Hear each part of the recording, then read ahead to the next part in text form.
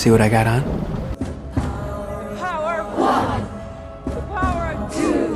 The power of many.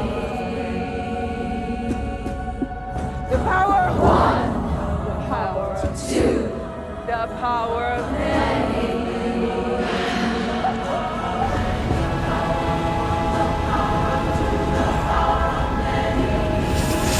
Oh, Jar Jar.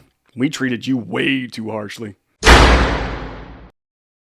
You know, I'm only 2 episodes into The Penguin, and I am hopeful. The show has had a really strong start, and that is way more than a lot of the dreck that is on TV can say right now. We have had a dearth of good television lately. I mean, I think I can count on one hand the amount of shows that I have watched that are actually good. Shogun, Clarkson's Farm, you've got Blue Eye Samurai, and you've got... Look, it's really well written. I have a kid, but I'm going to need a lot more fingers and toesies to count the number of wine mom inserts, girl boss laden, message heavy shows that have come out in the past few years. And while there are a ton to choose from, the worst of them all is probably The Rings of Power. You're not an intellectual. You're a fake and a fraud. But in terms of horrible story writing, woke messaging, and just a ridiculous backlash from the actors and show writers, I'm gonna have to give the trophy for worst show to The Acolyte. That is one big pile of shit. There's nothing I can actually say about The Acolyte that hasn't already been said by a drunken Scot, a funny mega nerd, or an Australian woman with Olympic-level breakdancing skills.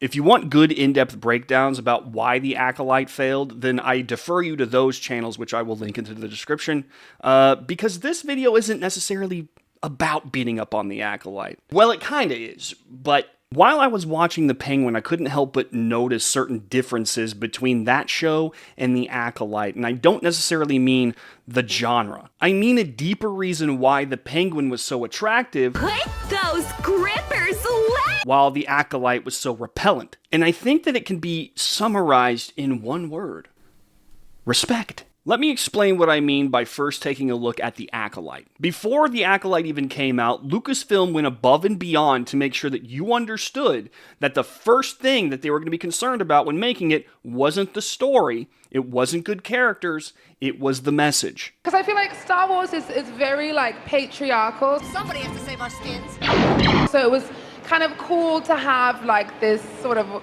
woman-centered figure.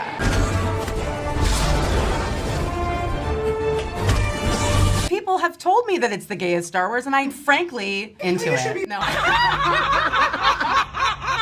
The thing is that when you focus on messaging, you start to lose other aspects of the story that make it important and engaging. Messaging is socio-political by nature, so if you're not careful with it, it stops being entertainment and it starts being propaganda. And for some reason, Disney thought it was a good idea to pay millions of dollars to producers and show writers who didn't understand the difference between the two. Listen, nobody is paying a monthly subscription service to a major streaming network to get preached at by a bunch of overeducated liberal arts majors who have an intense spite for people who don't think like they do. They see themselves as activists first and entertainers say... I'm sure it's an agenda item in there somewhere. And it's here that we see the first disrespect toward you, your time and money. Yeah. I think I want my money back. So, I guess we have some issues? You tuned in to see Star Wars. You wanted to see big space battles and blasters, the fight between good and evil, space wizards with laser swords. And what you got instead was a bunch of grotesque box checking and whatever this is. We were on the brink of extinction.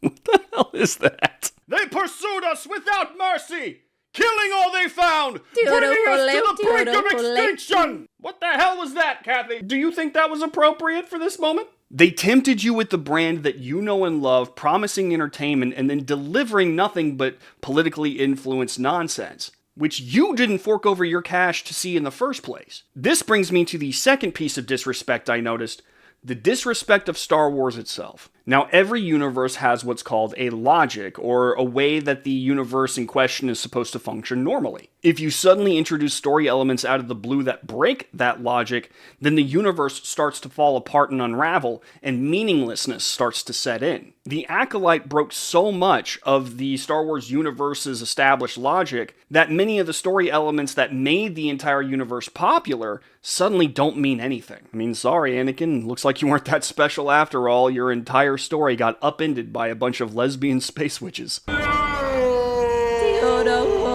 Disrespecting that source material is going to anger fans, and while it's okay to make some aspects of the universe your own whenever you take control of it, if you eliminate the logic of that universe, then you eliminate a huge chunk of the reason many fans fell in love with that universe in the first place. Throwing out the logic is the same thing as throwing out the universe itself, and if you throw out the universe itself, then you can't be mad when the fans walk away. I mean, do you want angry fans? That's how you get angry fans. I mean, they rewrote so much logic in that show that they changed how fire operates in a vacuum. Now, does the Penguin completely stay true to the source material?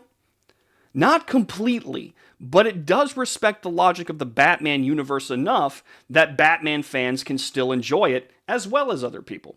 Like Christopher Nolan did, it aims to take Batman characters even more seriously, giving them realistic backgrounds and origin stories that may change the characters slightly, but still keeps them in their lane and respects their characters. It's even more impressive when the writers of The Penguin made Cobb someone you want to root for without eliminating his villainous side.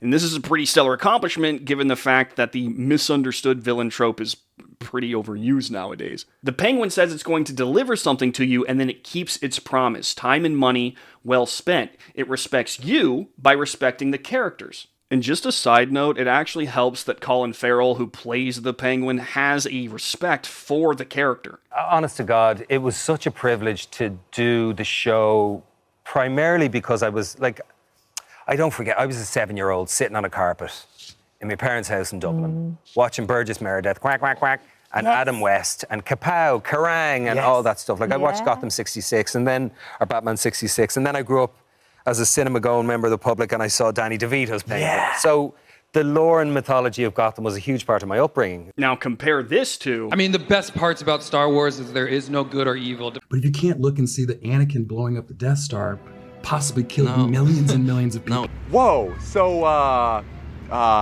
do you do a lot of PCP? Then, of course, there's the real disrespect that happened. The disrespect of you personally. The moment it was clear that the Acolyte was a Death Star-sized piece of garbage, the creators and actors in the show didn't blame themselves, they blamed the audience.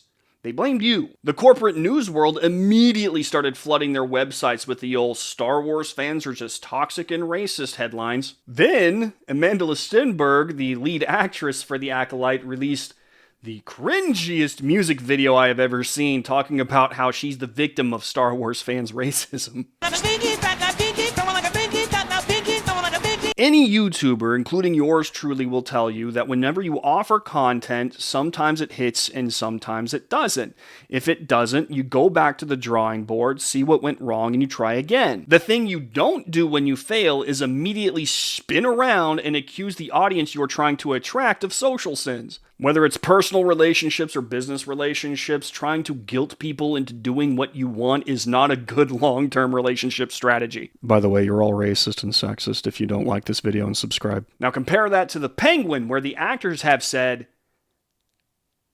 nothing. Now, it's apples to oranges here because The Penguin hasn't really done anything to warrant a lot of backlash, with the exception of calling Oswald Cobblepot Oz Cobb. But the point is that The Penguin never actually put itself into a situation where it would get a lot of backlash by fans in the first place. They just made a really good, greedy gangster show set in a world where a man walks around in a bat costume beating up criminals. And you never actually see him in the show.